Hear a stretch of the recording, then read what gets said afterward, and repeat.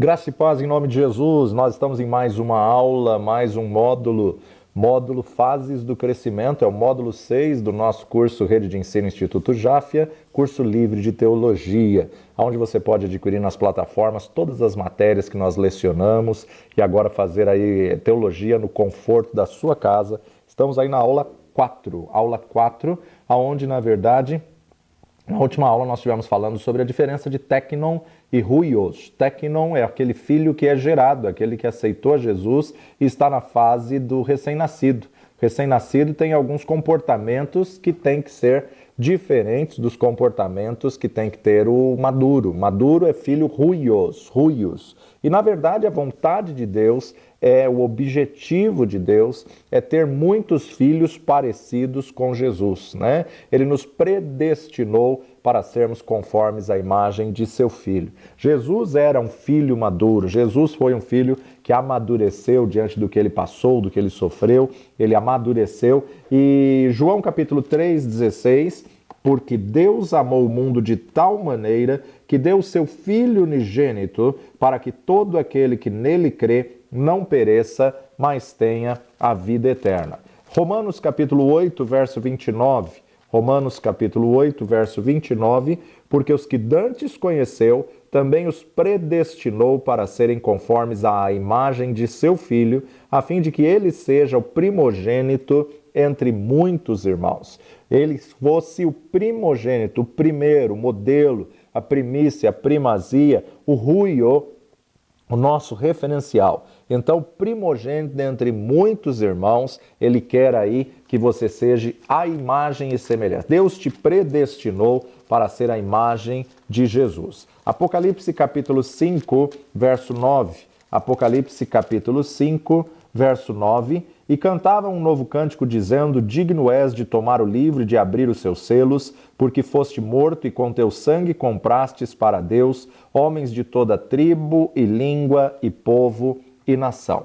Aí quando nós observamos esses muitos que foram comprados, você está incluso nesse nome, você está incluso nessa quantidade. Nós somos comprados para sermos reis e sacerdotes. Ele nos colocou na posição de reis e sacerdotes. E ele é o rei dos reis, ele é o nosso sumo sacerdote. Então precisamos, na verdade, amadurecer. Precisamos sair aí da fase da primeira infância, sair da infantilidade, precisamos sair da meninice, que na verdade não é a vontade de Deus você permanecer nessa fase. Na fase da meninice tem muitos que ficam chateados, frustrados por alguém que não cumprimentou, por alguém que na verdade passou por ele e não ouviu, ou por alguém que lhe magoou, não quer mais servir ao Senhor, não quer mais ir para a igreja. Isso aí é fase da meninice. Você precisa sair da fase da meninice e não podemos ficar perdendo tempo com essas coisas, porque tem muito mais coisa para fazermos e tem muito mais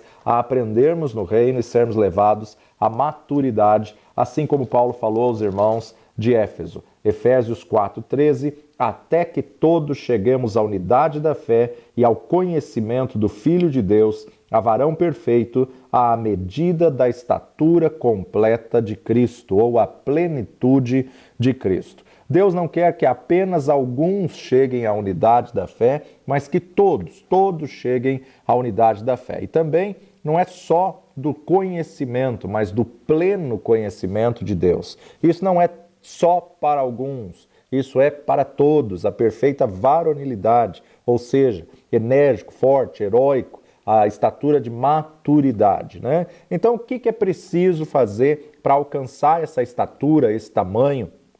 Pensando que é lá do alto, pensando que nosso referencial está lá em cima, nós podemos e devemos meditar na verdade da palavra de Deus, nós podemos nos referir a Cristo aqui glorificado e seríamos mais louváveis, dignos de honra, pois Cristo é tudo isso. E, na verdade, nós precisamos estar olhando para Jesus, autor e consumador da fé, mas precisamos, sim, nos referir a Cristo como aquele que se humilhou. Ele foi humilde, de despojar de toda a sua glória e vir a essa terra. Para algumas pessoas, chegar à medida, ao tamanho de Cristo, pode significar diminuir, renunciar a si mesmo, negar-se a si mesmo, deixar algumas verdades e planos de lado, mas essa é a vontade de Deus, né? Cada um que quiser segui-lo tem que negar-se a si mesmo, tem que tomar sobre si a sua cruz e tem que ir avante. Cristo negou-se a si mesmo, Cristo abriu mão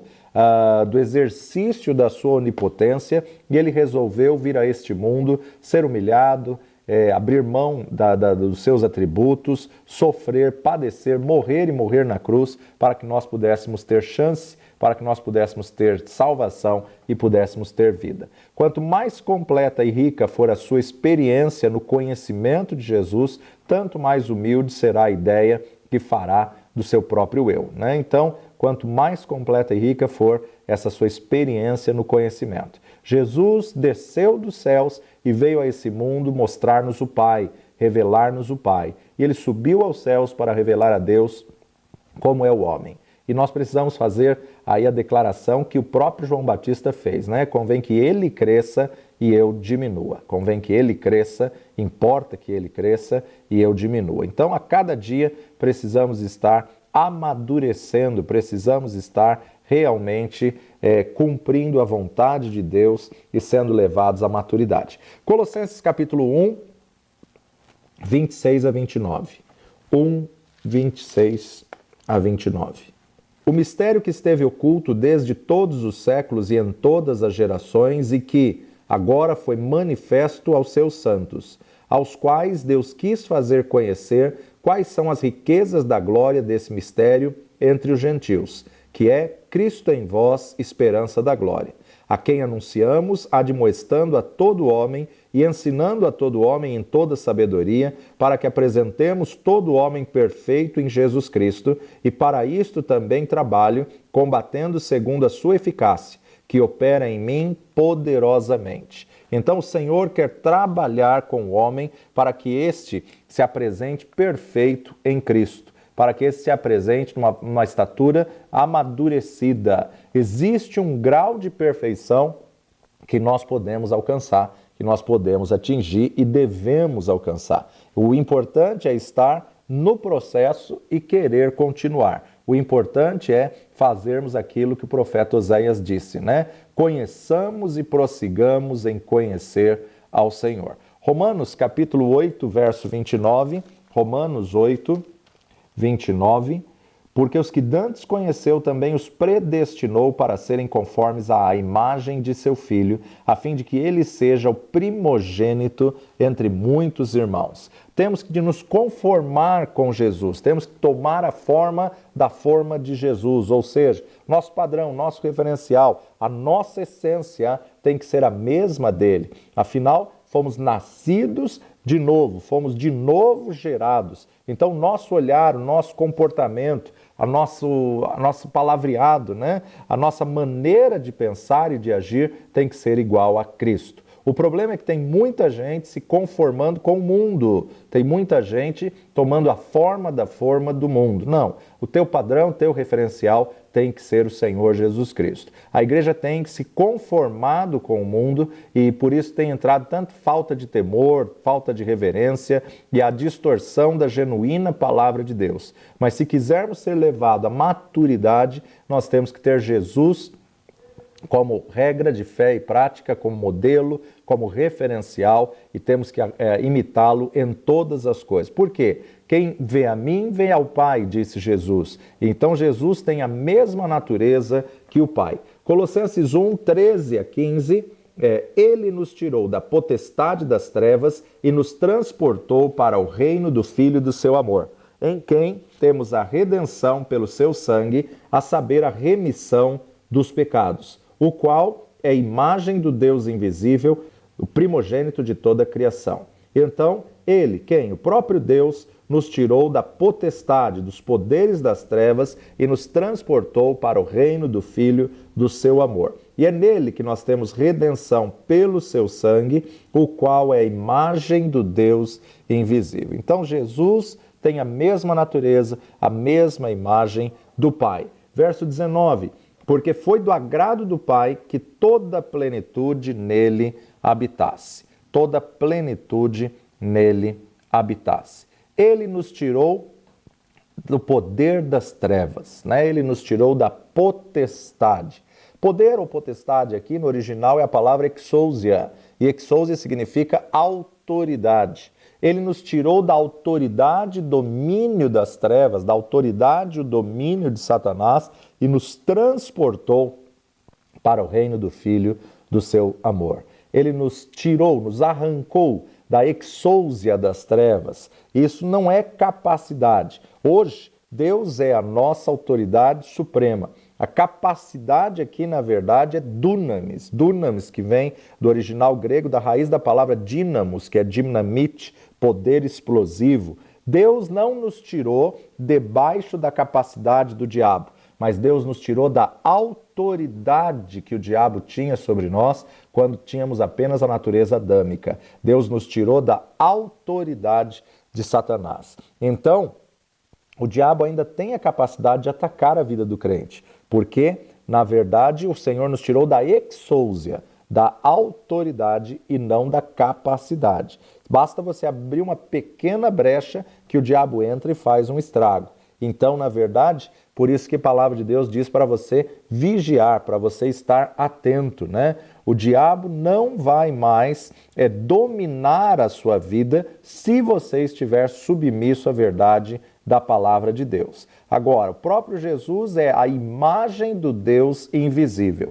Ele é a imagem do Deus invisível. Interessante que um dos discípulos de Jesus, Filipe, João 14, verso 8. Filipe, ele pede, mostra-nos o Pai. João 14, 8. Disse-lhe Filipe, Senhor, mostra-nos o Pai, o que nos basta. Disse-lhe Jesus, estou há tanto tempo convosco e não me tendes conhecido, Filipe? Quem me vê a mim, vê o Pai. E como disses tu, mostra-nos o Pai? Então, na verdade, você observa que Jesus é a imagem expressa do Pai. Jesus é a imagem, quem vê a Ele, vê ao Pai, e isso aponta a mesma natureza. Aponta justamente para a mesma forma, né? Será que podemos falar como Paulo, sede meus imitadores, como eu sou de Cristo? Nós temos que refletir a imagem de Deus Pai, porque somos cartas vivas lidas todos os dias por todos os homens. O que as pessoas estão lendo a respeito de você, a respeito de Deus olhando para você? O que as pessoas estão lendo? Tem muitas pessoas que o único evangelho que ela vai ler é a tua vida. Então, cuidado. Você tem a responsabilidade de, como carta viva, lida todos os dias, ter a imagem e semelhança de Cristo, assim como Cristo tinha a imagem do Pai. Agora, o teknon, na verdade, ele é apenas gerado. E a imagem, na verdade, o que significa? Ser a representação e a manifestação. Sermos como Ele é. 1 de João, capítulo 3, 1 e 2. Primeira Epístola de João 3, 1 e 2. Vede quão grande amor nos tem concedido o Pai, que fôssemos chamados filhos de Deus. Por isso, o mundo não nos conhece, porque não conhece a Ele. Amados, agora somos filhos de Deus, e ainda não é manifesto o que havemos de ser. Mas sabemos que, quando Ele se manifestar, seremos semelhantes a Ele, porque assim como é, o veremos. Assim como é, o veremos. 2 Pedro, capítulo 1, verso 4. Segunda Epístola de Pedro, 1, 4. Pelas quais ele nos tem dado grandíssimas e preciosas promessas, para que por elas fiqueis participantes da natureza divina, havendo escapado da corrupção que pela concupiscência há no mundo. Pela fé, nós podemos participar dessas promessas, né? Para que por ela vos torneis participantes da natureza divina, havendo escapado da corrupção. Ou seja, a natureza divina é uma natureza plena, uma natureza perfeita. Então, a nossa humana, o DNA, está contaminado, está corrompido, mas a natureza divina, ela está perfeita, ela está plena, ela não tem ciúmes, ela não tem egoísmo, ela não vai dividir o corpo. A nossa natureza, ela tem que se igualar, se alinhar à natureza de Jesus. Como é a tua natureza? O que é que está dentro de você? Na pressão, o que é que sai dos teus lábios, né? Precisamos ser levados à maturidade, precisamos amadurecer. Mas para amadurecer há um processo. Então as fases, assim como acontece no natural, ela também acontece no espiritual. E as fases são naturais, mas não se pode ficar numa fase. A fase passa, mas a maturidade é o que tem que brotar e permanecer na tua vida. Então vamos falar um pouquinho dos comportamentos e alguns textos de cada uma das fases. A primeira fase a gente vai chamar do original grego népios. Népios. Népios, na verdade, no grego significa criança sem capacidade plena para falar, infante. Criancinha inábil, criancinha inculta. Mateus capítulo 21, 16 é uma das palavras que tem népios, ou seja, uma criança na primeira infância, um recém-nascido. Mateus 21, 16. E disseram-lhe: ouves o que estes dizem? E Jesus lhes disse: sim, nunca lestes, pela boca dos meninos e das criancinhas de peito tirastes o perfeito louvor? Então, na verdade, você observa aqui, a criancinha inábil, a criancinha de peito, a criancinha ainda que mama no peito, ela é justamente considerada aqui primeira infância. Não é porque ela está na primeira infância que não vai ter um louvor puro, um louvor genuíno. Quando ela louva a Deus com o coração aberto, com certeza é desse tipo de louvor que o Senhor se agrada. Mas a palavra népios também aparece em 1 Coríntios 13, 11. Agora 13, 11. Quando eu era menino, falava como menino, sentia como menino, discorria como menino, mas logo que cheguei a ser homem, acabei com as coisas de menino. Paulo ainda vai colocar esse termo em Gálatas capítulo 4, de 1 a 7. Digo, pois, que todo o tempo em que o herdeiro é menino, em nada difere do servo, ainda que seja senhor de tudo, mas está debaixo de tutores e curadores até o tempo determinado pelo Pai. Assim também nós, quando éramos meninos, estávamos reduzidos à servidão, debaixo dos primeiros rudimentos do mundo. Mas vindo a plenitude dos tempos, Deus enviou seu Filho, nascido de mulher, nascido sob a lei, para remir os que estavam debaixo da lei, a fim de recebermos a adoção de filhos. E porque sois filhos, Deus enviou aos nossos corações o Espírito de seu Filho, que clama, Abba, Pai. Assim que já não és mais servo, mas filho. E se és filho, és também herdeiro de Deus por Cristo. Então, observamos mais uma vez o próprio Paulo usando a palavra népios. Efésios 4, 14 e 15. Para que não sejamos mais meninos inconstantes, levados em roda por todo vento de doutrina, pelo engano dos homens que com astúcia enganam fraudulosamente. Antes, seguindo a verdade em amor, cresçamos em tudo naquele que é cabeça, Cristo. 1 Coríntios capítulo 3, de 1 a 3. 1 Coríntios capítulo 3, de 1 a 3. E eu, irmãos, não vos pude falar como a espirituais, mas como a carnais, como a meninos em Cristo. Com leite vos criei e não com manjar, porque ainda não podíeis, e nem tampouco ainda agora podeis. Porque ainda sois carnais, pois havendo entre vós inveja, contendas, dissensões, não sois porventura carnais e não andais segundo os homens? Então nós observamos aqui, mais uma vez, Paulo usando o termo népios, o termo infante, ou seja, primeira infância, criancinha recém-nascida. E o escritor de Hebreus também coloca o mesmo termo em Hebreus 5,13, porque qualquer que ainda se alimenta de leite não está experimentado na palavra da justiça, porque é menino.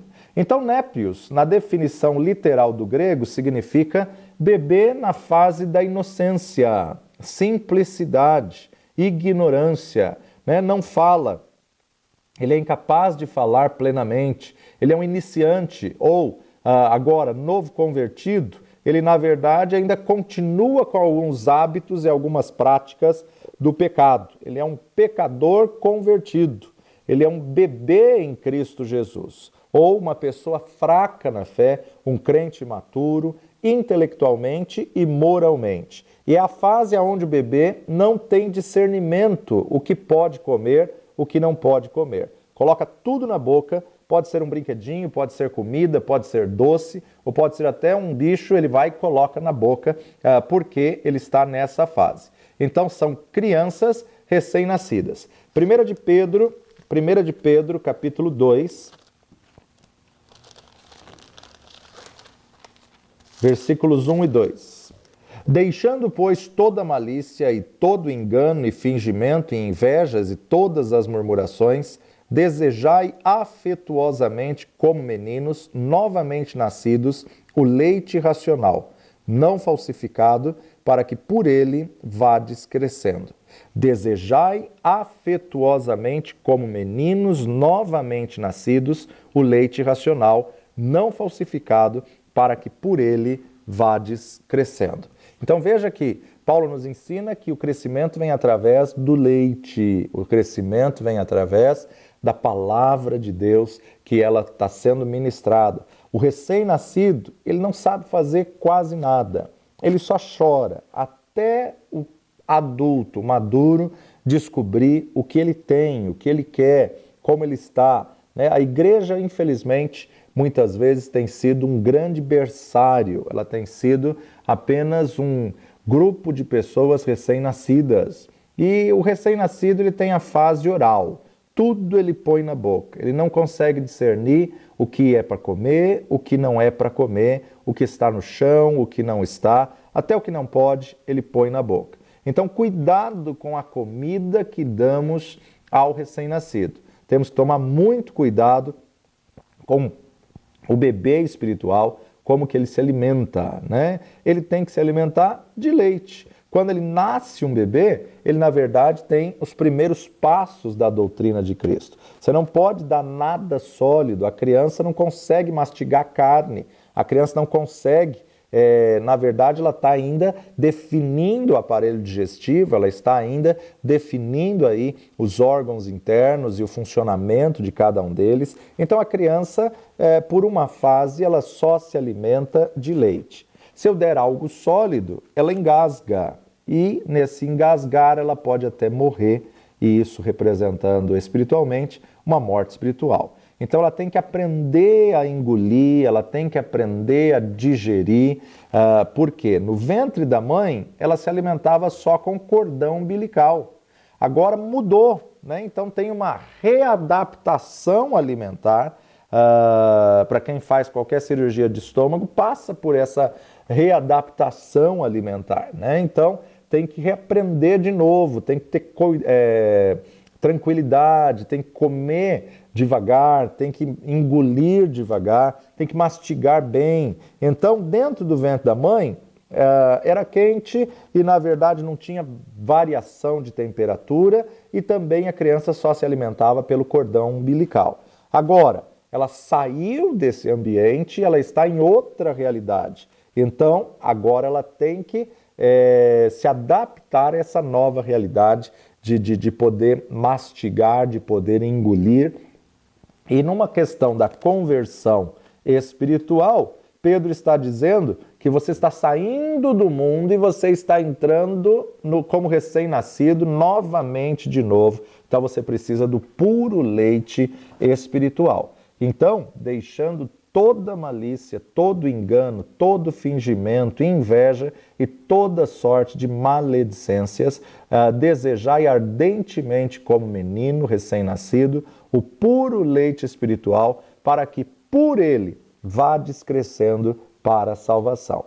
Através do leite, por intermédio do leite. No início, o bebê precisa apenas ser amamentado, precisa apenas se alimentar de leite. É a amamentação que garante o crescimento. E, na verdade, a amamentação no peito vai desenvolver os músculos ainda da boca, dos dentes, do maxilar, né? Vai desenvolver aí algumas coisas. Só que o melhor leite é aquele leite que é direto da fonte. O melhor leite é o leite materno, né? Interessante que o leite materno ele está sempre pronto, ele está sempre na temperatura ideal e ele está em boas condições de armazenamento e, acima de tudo, tem custo zero, né? Então, a gente observa aí que o leite materno, ele é o grande responsável pela baixa da mortalidade infantil. A importância dos nutrientes, as propriedades nutricionais que o leite materno tem, água, vitaminas, sais, minerais, calorias, carboidratos, proteínas, lipídios, está tudo equilibrado no leite materno. Então a gente precisa estar atentos a essa realidade e a palavra de Deus nos diz que a sorte de Israel é que Israel havia sido amamentado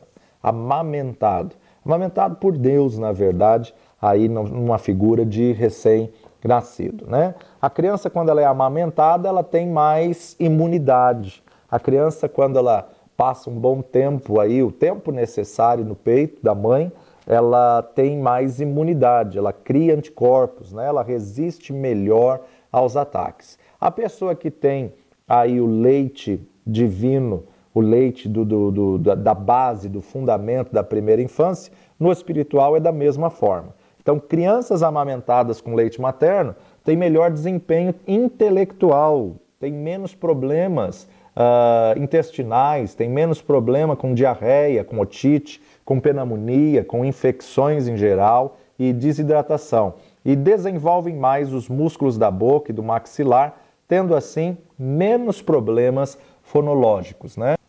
A criança que é amamentada pelo peito da mãe, ela vai ter um bom desenvolvimento, ela vai ter aí um bom desenvoltura de diversas qualidades. O problema é que a igreja tem dado leite contaminado para o bebê. O problema é que a igreja, muitas vezes, o bebê, né, o bebê espiritual, aqui estamos falando, ele vai se alimentar num lugar, vai se alimentar em outro, ele vai se alimentar em outro, ele pega heresias, ele pega a erva daninha e ele come tudo, né? Inclusive, ele está substituindo o leite materno, né? Então, a gente observa que o bebê natural, quando se substitui com outros tipos de leite, nós observamos que muitas vezes gera cólica, gases, dor de barriga e a criança chora.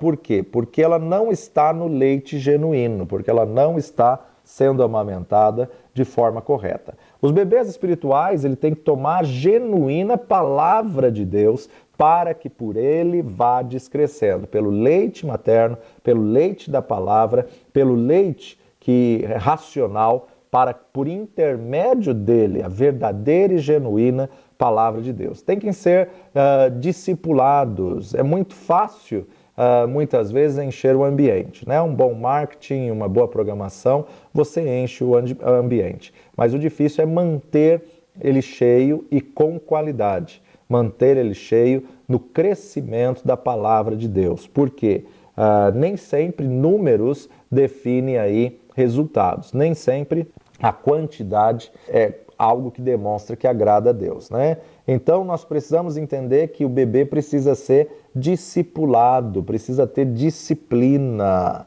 Agora, por outro lado, ele só vai ser discipulado, ter disciplina, se ele meditar na verdade da palavra de Deus. Agora, um crente que se escandaliza com a verdade da palavra de Deus, precisa de salvação. Um crente que se escandalizar com a palavra de Deus, na verdade, precisa se converter e ter um encontro real, genuíno com Jesus e estabelecer Jesus como Senhor da sua vida.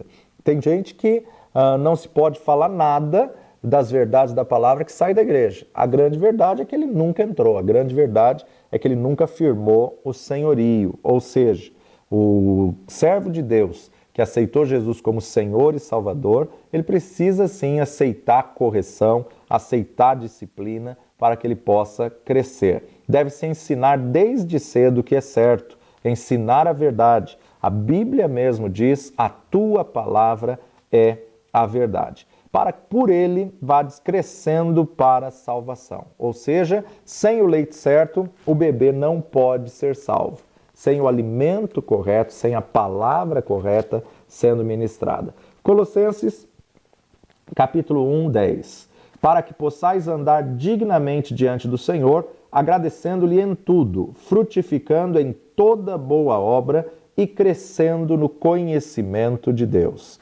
Crescendo no conhecimento de Deus. Paulo nos fala diversas verdades aqui, né? Primeiro, andar dignamente diante do Senhor, isso é, criado à imagem de Deus em verdadeira justiça e santidade. Isso significa que para viver justamente e santamente no meio de uma geração corrompida e perversa, é necessário conhecermos a verdade e firmarmos-nos na verdade. Mas de que maneira se vem a conhecer a verdade? Jesus um dia disse para os judeus que tinham crido nele: se vós permanecerdes em mim e as minhas palavras permanecerdes em vós, verdadeiramente sereis meus discípulos e conhecereis a verdade, e a verdade vos libertará. Então eu tenho que permanecer na palavra de Cristo. Isso precisa ser ensinado, né? Não é ter uma ministração da palavra, não é ir uma vez para frente,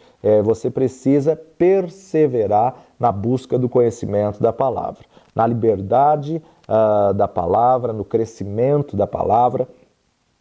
Precisamos entender como conhecer a verdade da palavra, estudando, meditando, buscando a palavra. Não há atalhos, né? Não há aí como cortar caminho. Eu tenho que permanecer na palavra e na obediência. Uma outra característica dos népios é que não sabem fazer nada sozinhos, né?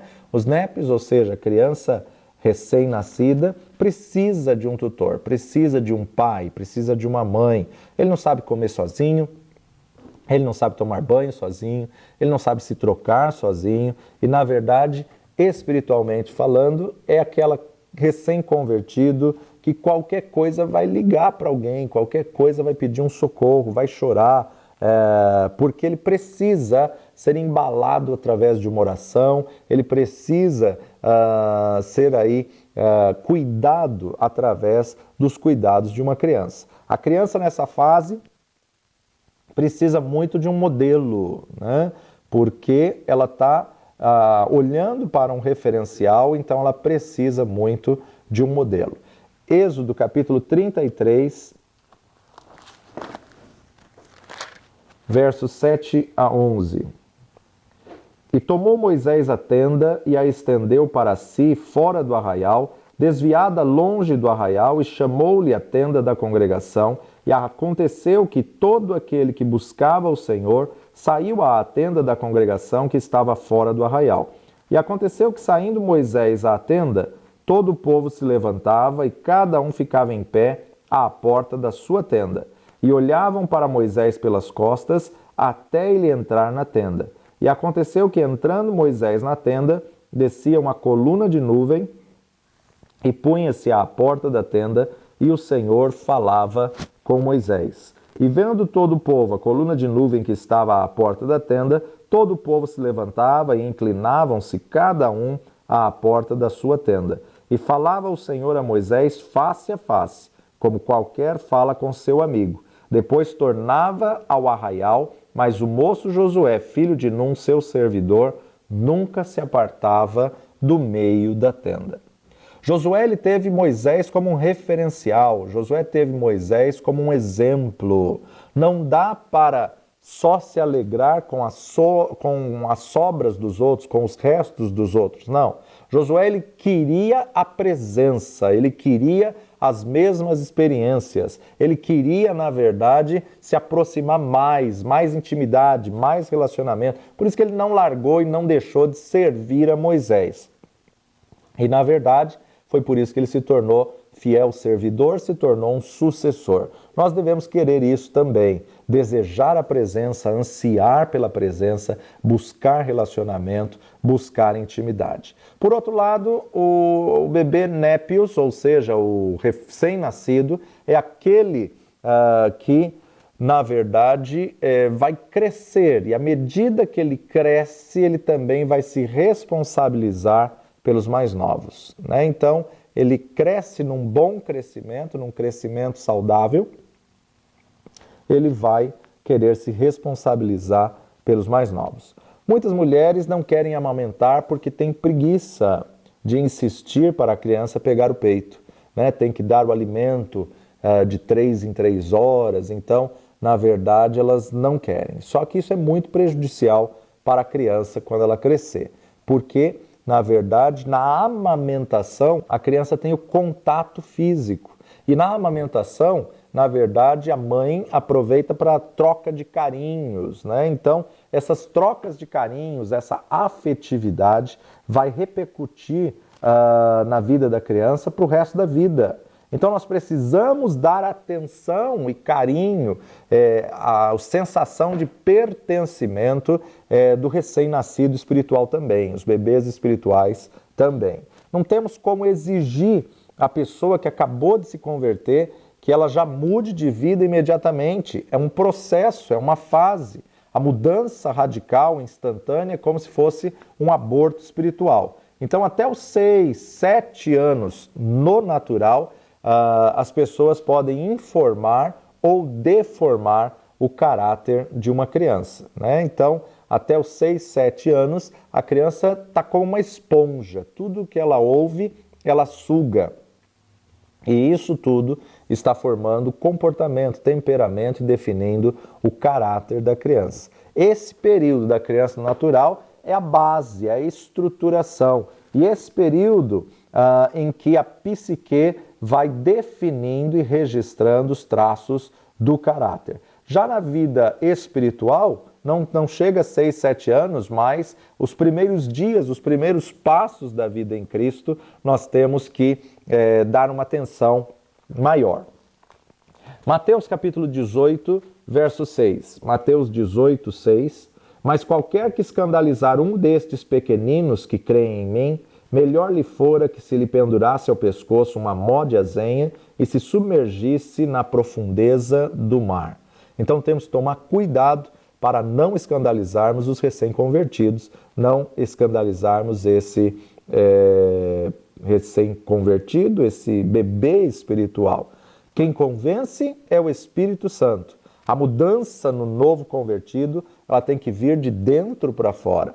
Então, na verdade, nós temos que entender que a pessoa tem um processo de libertação dos vícios, dos hábitos, dos comportamentos, né? Se ela teve muitos anos envolvida com a imoralidade sexual, se ela teve muitos anos envolvida com a bebedeira, há pessoas que definem o crente como aquele que não bebe mais, que não fuma, que não erra, que não peca. Na verdade, ele é humano ainda e ele ainda falha, ele comete algumas falhas, ele precisa chegar a essa posição. Mas a questão há uma cobrança muito grande do recém-convertido para que a mudança seja radical e instantânea. E nem todos vai acontecer dessa forma. Temos que ter aí paciência e tolerância e discipular os mais novos na fé.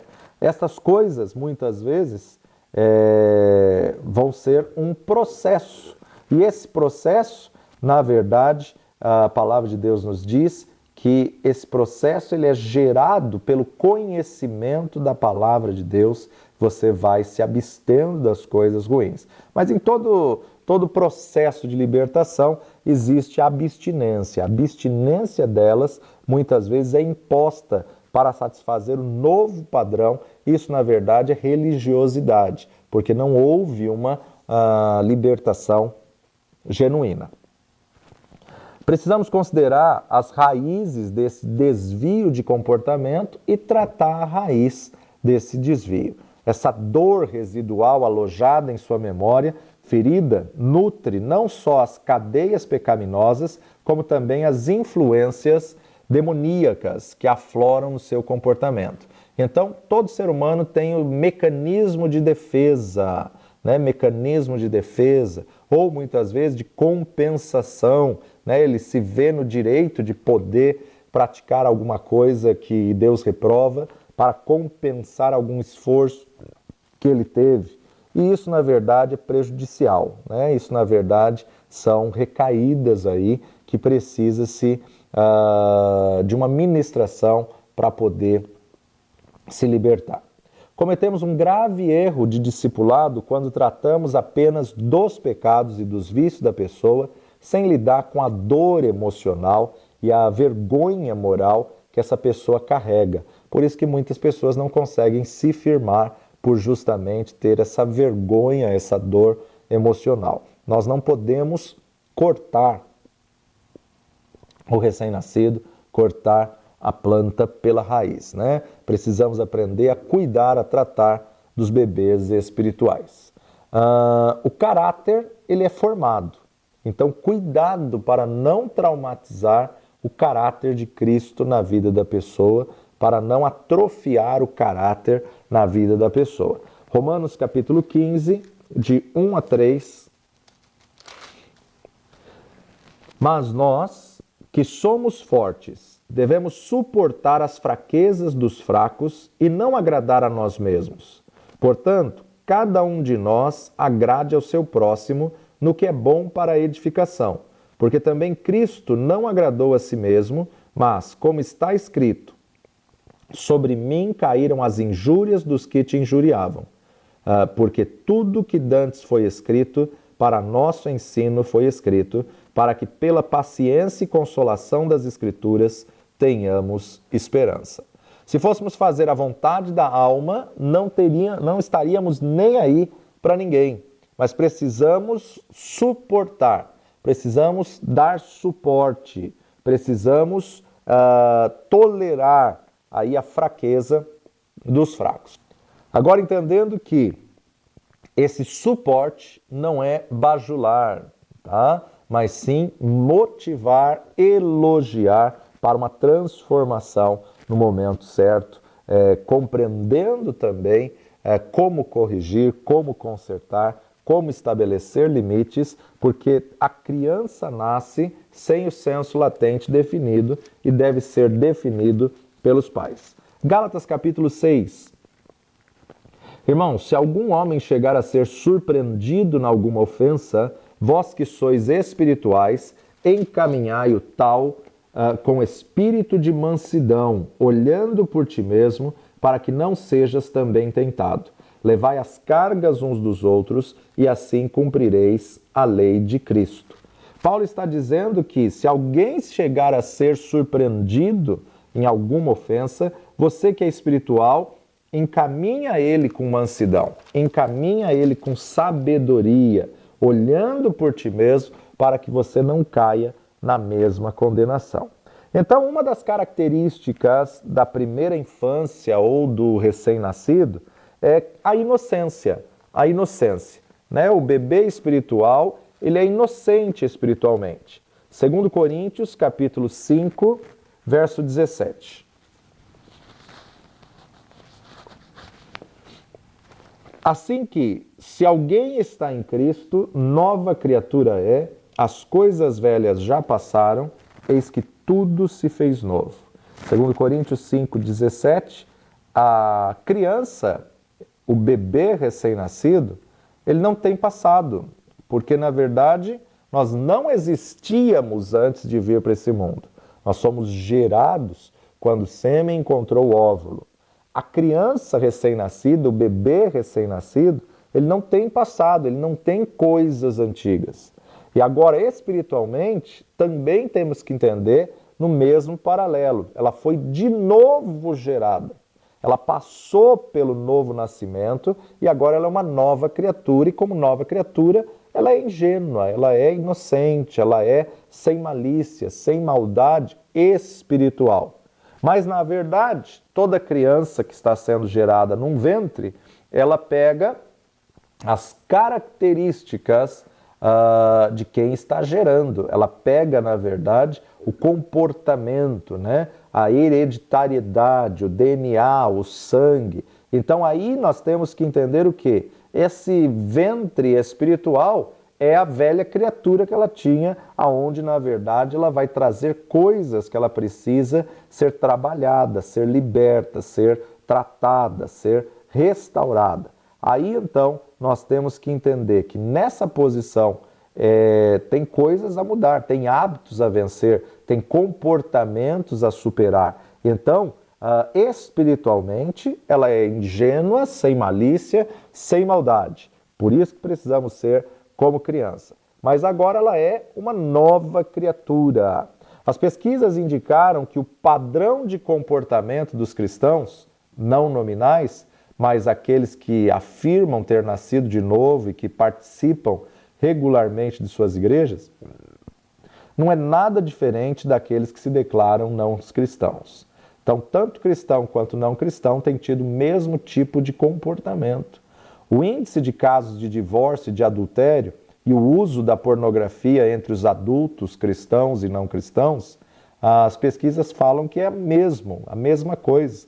O percentual de doações que os cristãos fazem em suas igrejas caiu ao mesmo tempo em que a renda per capita aumentou. E o que mostra que o materialismo e o estilo de vida individualista entre eles não diferem muito daqueles que se declaram sem religião. No grupo dos cristãos, a atividade sexual dos adolescentes e dos jovens antes do casamento e o índice das doenças sexualmente transmitidas ficam apenas um pouco atrás do que a média nacional. E muitos episódios de racismo, abuso e violência doméstica também apresentam um índice alarmante entre o segmento que diz conhecer Jesus. Essa foi uma matéria registrada na revista Eclésia, mostrando aí a realidade da igreja hoje. Ou seja, há muitas pessoas que não estão tendo essa transformação, essa mudança de comportamento e não estão refletindo a imagem e semelhança do Senhor. E, na verdade, precisam de uma experiência de conversão, né? Imagina um bebê que não sabe nada aprendendo com esse tipo de crente. Na verdade, volta de novo para a natureza adâmica, né? Um pecador só pode gerar pecadores. Por outro lado, Deus considera aquele recém-convertido como um nenê inocente. Tanto é como no natural, né? O bebê nasceu e aí ele vai ganhar um monte de presentinhos. Qualquer um que vem visitar traz presentinhos. Por quê? Porque ele é recém-nascido, né? Porque ele acabou de nascer. Espiritualmente, Deus também presenteia o recém-convertido. Parece que Deus ouve mais a oração do recém-convertido do que daquele crente que já está há anos de igreja. A verdade não é que Deus ouve mais, a verdade é que ele é bebê espiritualmente. Então ele ainda está inocente e ele está exatamente numa posição de primeiros passos, primeiros momentos, né? Não tem passado, acabou de nascer, o passado dele está limpo. Isaías capítulo 43, verso 21. Esse povo que formei para mim, para que me desse louvor. Verso 25. Eu mesmo sou o que apaga as tuas transgressões, por amor de mim e dos teus pecados me não lembro. Próprio Deus falando, tomando a postura de não querer lembrar. Deus decidiu não se lembrar das suas falhas, das suas fraquezas, dos seus pecados. Então nós precisamos entender que aceitamos a Jesus, confessamos a Jesus como Senhor e Salvador, nos arrependemos dos nossos pecados e confessamos o nosso pecado. Deus decidiu lançar os nossos pecados no lago do esquecimento. Agora, se Deus decidiu lançar os pecados do novo convertido no lago do esquecimento, quem somos nós para ficar lembrando o passado deles? Quem somos nós para poder ficar acusando pelo passado que eles tiveram? A nossa vida recomeça do zero, nascemos de novo. O nosso passado, na verdade, a gente não pode mudar. O que a gente pode mudar é a maneira de ver o passado, a maneira de encarar o passado. Mas encarando o passado e tratando, resolvendo o passado, encerrando o ciclo do passado, nós estamos começando um futuro que está intacto. Estamos começando um futuro que tem muita coisa ainda para se fazer. Mais uma característica da primeira infância ou do recém-nascido é que devemos manter em nós alguns aspectos dessa inocência. Manter em nós alguns aspectos dessa inocência. 1 Coríntios capítulo 14, versículo 20. Irmãos, Não sejais meninos no entendimento, mas sede meninos na malícia e adultos no entendimento. Então nós devemos ser crescidos, maduros, amadurecidos no entendimento, mas na questão de malícia, na questão da verdade que vai reprovar a pessoa, aí sim você tem que ser como criança, né? Na questão da malícia, a criança pode brigar com o amiguinho, mas passa alguns minutinhos, ela já está tentando brincar de novo, ela já está ali de novo reconciliada, inocente, né? Não guarda mágoa, não guarda ódio, não guarda rancor. Então, no entendimento, Deus espera que nós amadureçamos, mas não podemos ser crianças com comportamento de crianças para sempre. A criança não é maliciosa, a criança, na verdade, ela é perdoadora, ela é reconciliadora. A malícia, ela aponta para a astúcia, ou seja, é um artifício ardil, é uma sutileza, é uma estratagema e muitas vezes cai na manha, né? Então é uma interpretação maldosa, uma dissimulação, o dolo, a má-fé. A criança não tem maldade, ela fala com as palavras exatas, sem dupla interpretação. O adulto malicioso é que interpreta todas as coisas para o mal. Então a importância de nós observarmos que a criança no natural não guarda mágoa, não guarda rancor. O cristão maduro, ele tem que pensar corretamente, mas não pode ser malicioso. As pessoas que são maliciosas sempre ferem-se a si mesmas. Elas estão sempre pensando mal e agindo de acordo com aquilo que elas pensam. Infelizmente, há muitos crentes na igreja que vivem preparando verdadeiras ciladas para os outros, né? Trabalham por detrás para tentar minar a obra de Deus, tentar minar as forças das pessoas. Fazem isso por quê? Porque estão na meninice, né? Estão na fase da meninice. Então a maturidade muitas vezes tem anulado a simplicidade. A maturidade muitas vezes está levando a pessoa à malícia. E nós temos que ter a visão do reino de Deus e temos que ser amadurecidos no entendimento e na malícia sermos como criança. Essa é a visão do reino. O cristão maduro, ele entende que ele não precisa criar ciladas porque não tem que estar competindo com ninguém. Ele entende que Deus tem um propósito, um chamado específico para cada um, e ele sabe que aquilo que é dele, nada e ninguém pode tirar. Salmos 26, versos 4 a 6. Não me tenho assentado com homens vãos e nem converso com homens dissimulados. Tenho aborrecido a congregação de malfeitores e não me ajunto com os ímpios. Lavo as minhas mãos na inocência e assim andarei, Senhor, ao redor do teu altar. Então o salmista declara aqui justamente essa posição de simplicidade da criança. A natureza do homem, naturalmente, ela pende à área carnal, à área maliciosa. A pessoa, por natureza, ela tem a natureza adâmica, então ela é uma pessoa maldosa, porque ela é guiada pela alma. Mas a pessoa madura em Cristo, ela não pode se envolver com o mal.